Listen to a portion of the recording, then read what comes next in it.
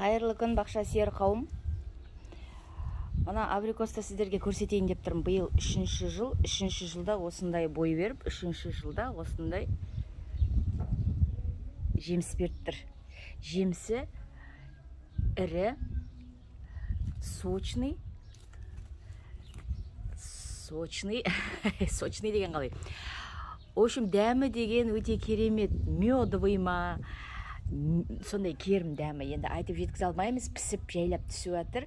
Бұны біз базардан сатып алған болатынбыз. Шаттау абрикостың өзін сатып алдық та. Сосын осы жерге төге салдым мен. Жудым, варенье қайнаттық та, тасын осы жерге төге салдым. Суымен, несімен төге салдым осы. Содан осы жерге абрикос шықты да, қауаттасып 3-4 тал өстіп шықты. Содан осы бір талды алып қалдық та, осы жерге қалдырдық. 2 талды арт жаққа ектік үйдің сыртына. Олар берген жоқ. Мына абрикос биыл 3-ші жыл беріп тұр.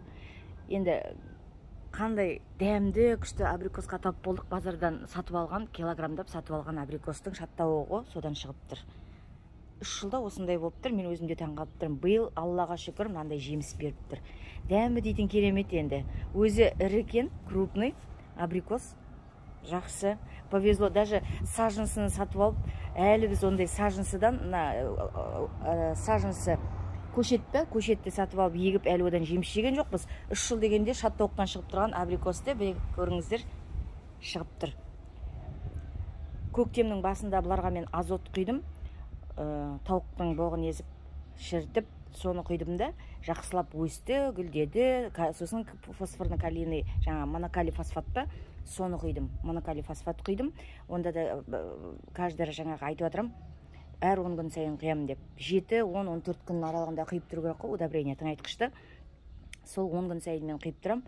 Міне абрикосты сіздерге көрсетейін деп тұрмын. Дәмі дейтін керемет, базардан сатып алған абрикос. Шаттауығынан шыққан.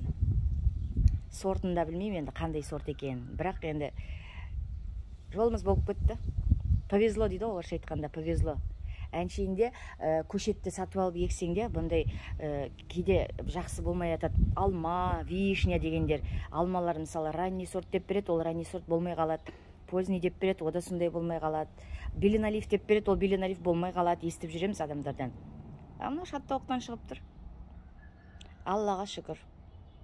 Балдарыма бір тостаған жейтін абрикос бар. Келесі жылы Алла берсе, амандық болса, 1 шелек, 2 шелек жинаймыз ба деген үмітіміз бар. Заман тыныш болсын, аман болайық. Сау, саламатта болыңыздар.